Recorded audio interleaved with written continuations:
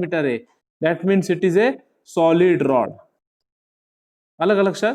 असं काही नेसेसरी नाहीये की दरवेळेस स्टील हे हॉलोच पाहिजे. बरोबर आहे, स्टील हे काय दिले यावेळेस सॉलिड दिलेलं आहे. Okay, having 30 mm diameter which is enclosed. Enclosed म्हणजे काय? कशाच्या तरी आतमध्ये आहे. कशाच्या आहे? Enclosed in A copper tube. आलं का लक्षात? जेव्हा इथं ट्यूब हा शब्द येतो, याचा अर्थ काय आहे? तिथं तो हॉलो सेक्शन आहे, म्हणजे कॉपरची हॉलो ट्यूब आहे आणि त्याच्यामध्ये हा स्टीलचा रॉड एनक्लोज्ड केलेला आहे. Okay, enclosed in A copper tube. आता ट्यूब आहे म्हणजे काय?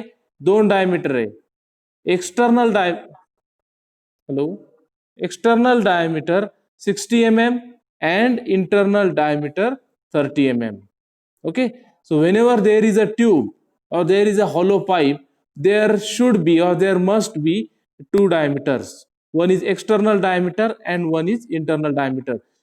So here directly 2 diameters are given, but our previous problem there was only 1 diameter was given and another is thickness of the material as given. Okay, तर याच्यामध्ये जरी thickness दिलेली असती तरी आपल्याला ती कॅल्क्युलेट करता आली असती, पण याच्यामध्ये काही तसा प्रश्न नाहीये. जॉमेट्री तुमच्या लक्षात आली काय? सगळ्यात पहिले काय जॉमेट्री आहे? एक स्टील रॉड आहे 30 mm डायमीटरचा. ओके, एक स्टील रॉड 30 mm डायमीटरचा आहे. Okay, and this 30 mm diameter steel rod is enclosed. मी इथं directly small d equal to 30 mm हे लिहून टाकतो. Okay, and this 30 mm rod is enclosed in a copper tube. आता बघा इथं आपण काय म्हणतो की बाय फॉर्च्यून किंवा बाय लक हा जो 30 mm डायमीटर याचा आहे स्टील रॉडचा 30 mm डायमीटर जो आहे बाहेरचा, तोच या कॉपर ट्यूबचा इंटरनल डायमीटर आहे. त्याच्यामुळं तो काही वेगळा दाखवायची गरज नाही. पण असंही असू शकतं की स्टील रॉडचा डायमीटर 25 mm आहे आणि कॉपर ट्यूबचं डायमीटर 30 mm आणि 60 mm असंही असू शकतं, पण याच्यात तसं नाहीये. ही कॉपर ट्यूब आहे, कॉपर ट्यूबचा एक्सटर्नल डायमीटर 60 mm आहे. This is external diameter capital D 60 mm. Okay, 60 mm and internal diameter 30 mm. So internal diameter is already given. This is copper. Okay, आता याचा जर साइड व्ह्यू आपण बघितला, जागाच नाहीये, मी इकडे दाखवतो.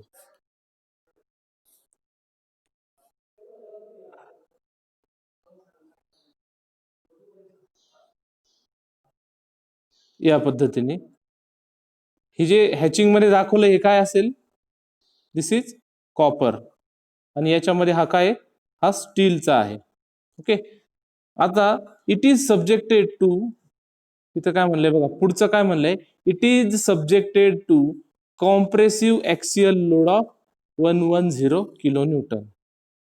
म्हणजे हा जो आहे कॉम्प्रेसिव्ह ऍक्सियल लोड आहे 110 kilo newton and 110 kilo newton. So calculate stresses developed in steel and copper. म्हणजे आपल्याला सिग्मा एस आणि सिग्मा सी कॅल्क्युलेट करायच्या आहे. आता दरवेळेस प्रमाणे सगळ्यात पहिली प्रोसिजर जी आहे, पहिलं आपल्याला काय करायचे? नंबर अलोकेट करायचे. ओके, सो आपल्या ठरल्याप्रमाणे आपण काय करणार? स्टीलला किती सफिक्स देणार? 1 आणि उरलेला दुसरा जो मटेरियल आहे ते काय? आता कॉपरला काय देणार आपण? 2 देणार. ओके, इथपर्यंत जर आलं तुम्हाला तर मग काही अडचण नाहीये. सो व्हेनेवर आपल्याला जेव्हा जेव्हा स्टीलच्या बद्दल काही कॅल्क्युलेट करायचं असेल तर त्याला सफिक्स आपण 1 देणार आहे आणि कॉपरचं कॅल्क्युलेट करायचं असेल तर काय देणार आहे? 2 देणार आहे. मग आता याच्यामध्ये सगळ्यात पहिलं काय येईल? A1. What is A1? Area of काय येईल? स्टील. Area of steel. कसं कॅल्क्युलेट करणार एरिया ऑफ स्टील? बघा स्टीलचा yes pi d square upon 4 because it is a solid one. So solid one having only one diameter, area of solid rod is given by pi d square upon 4. This small d is equal to 30 mm. So which is equal to pi into 30 square upon 4. किती येतं सांगा? 85. 706.85 mm square. This is area of steel A1. Now similarly, A2. What is A2? Area of copper tube or area of copper. Now area copper is hollow circular, so it is having two diameters.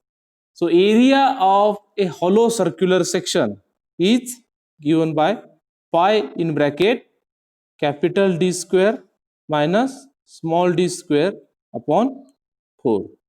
Okay, so which is equal to pi in bracket 60 square minus 30 square upon 4. 2120.57 2120.57 mm square. Okay, झालं. Area 1 आणि area 2 ज्या वेळेस या value तुमच्या equal येणार आहे त्यावेळेस तुम्ही समजून घ्या की 50% तुम्ही प्रॉब्लेम ॲक्युरेट सोडवलेला आहे. What is next? पुढं काय करायचं आहे आपल्याला आता? So next is by using modular ratio equation. What is modular ratio equation? Sigma 1 upon sigma 2 is equal to capital E1 upon capital E2. आता कॅपिटल E1 आणि E2 म्हणजेच ES आणि EC आहे, बरोबर आहे. 1 आपण स्टीलला दिले आणि 2 आपण कॉपरला दिलेले आहे. So we can write directly sigma 1 upon sigma 2. E1 ची व्हॅल्यू किती येईल आता? E1 म्हणजेच ES. आता ठीक आहे, जाऊ दे, इकडे लिहूनच घ्या तुम्ही. E1 किती आहे? 210 किलो न्यूटन पर mm स्क्वेअर दिलेलं आहे आणि E2 किती दिले? 105. बघा किती दिले? 210 किलो न्यूटन पर mm स्क्वेअर. ES म्हणजेच E1 आणि EC किती दिले? 105 किलो न्यूटन पर mm स्क्वेअर. कशामध्ये कन्वर्ट करायचं याला? न्यूटन पर mm स्क्वेअर मध्ये. सो 210 इंटू 10⁻³ नाही केलं तरी चालणार आहे, पण आपल्याला सवय लागली पाहिजे की न्यूटन पर mm स्क्वेअर मध्ये कन्वर्ट करायचंय.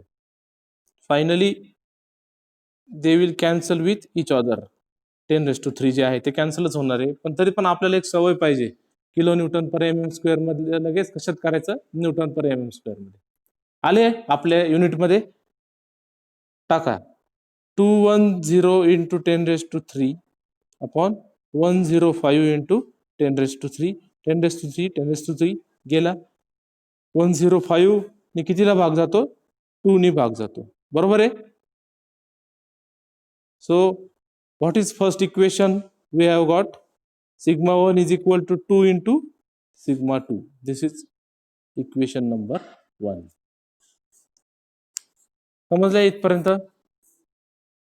इथपर्यंत झालं? Sigma 1 is equal to 2 into sigma 2 इथपर्यंत आपलं फर्स्ट झालेलं आहे पार्ट. आता सेकंड पार्ट आपण सेकंड काय घेणार आता? कुठलं इक्वेशन घेणार आहे? P is equal to sigma 1 A1 plus sigma 2 A2. Okay, आता पुन्हा इकडे येऊ. आपल्याला P किती दिलेला आहे बघा, इथे पण दिलं. It is subjected to compressive axial load of 110 kilo newton. तोच आपण इथं पण दाखवलेला आहे. किती दिलाय? 110 किलो न्यूटन दिलेला आहे. Okay, so P has given in kilo newton. P is equal to 110 kilo newton. So convert it into newton. 110 into 10⁻³ newton. ह्या ज्या स्टेप्स आहेत ना, या पाठच झाल्या पाहिजे की पहिलं किलो न्यूटनचं आपण न्यूटन मध्येच करायचं conversion fastly. So 110 into 10⁻³ equal to, okay, sigma 1 ची व्हॅल्यू काय टाकायची? सिग्मा 1 ची व्हॅल्यू आपण इथं काढली. सिग्मा 1 ची व्हॅल्यू काय टाकायची? 2 into sigma 2. Okay, so 2 into मोठं bracket 2 into sigma 2 into A1 ची व्हॅल्यू कॅल्क्युलेट केलेली आहे आपण 706.85. So 706.85, okay, plus sigma 2 as it is into A2. A2 ची व्हॅल्यू किती आहे? A2 ची व्हॅल्यू 2120.57. A2 ची व्हॅल्यू 2120.57 टाकल्या. हा, आता इथलं कॅल्क्युलेशन व्यवस्थित करायचं. काय करायचं? सगळ्यात पहिले 110 इंटू 10⁻³ ॲज इट इज लिहिणार आपण. आहे तसंच लिहिणार आहे 110 इंटू 10⁻³. आता या पहिल्या ब्रॅकेटमध्ये बघा नीट, 2 आहे, 2 गुणिले सिग्मा 2 गुणिले 706.85. तर 2 इंटू 706.85 करा, किती येतं बघा.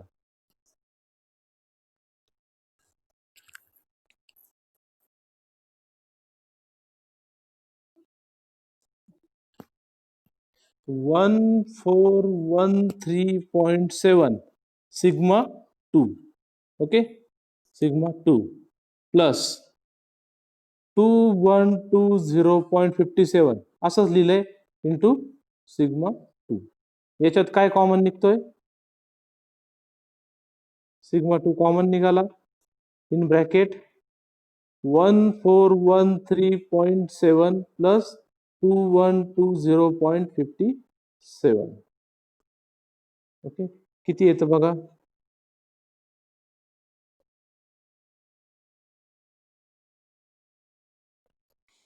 येतंय sigma 2 in bracket 3534.27, okay, 110 into 10⁻³. आता सिग्मा 2 ला हे काय मल्टिप्लाइड आहे, गुणिले, ओके, इक्वल टूच्या या साईडला आल्यानंतर काय होणार आहे? ते डिव्हाइड होणार आहे. सो 110 इंटू 10⁻³ इक्वल टूच्या या साईडला आणा, म्हणजे काय होईल? ते डिवाइड होईल याला. 3534.27 equal to sigma 2. So sigma 2 ची value this divided by this किती येते? 31.12 newton per mm². Okay, now we have to put this sigma 2 into equation number 1 so that we will get the value of sigma 1. Hence sigma 1 is equal to 2 into sigma 2. Hence sigma 1 is equal to 2 into 31.12. Sigma 1 is equal to, so directly it is 62.24 Newton per mm². Okay, so what is our numerical? What is asked? Calculate stresses developed in steel and copper. So steel we have given a suffix as 1 and copper we have given suffix as 2. So sigma 1 is nothing but stress in steel and sigma 2 is nothing but stress in copper. Okay.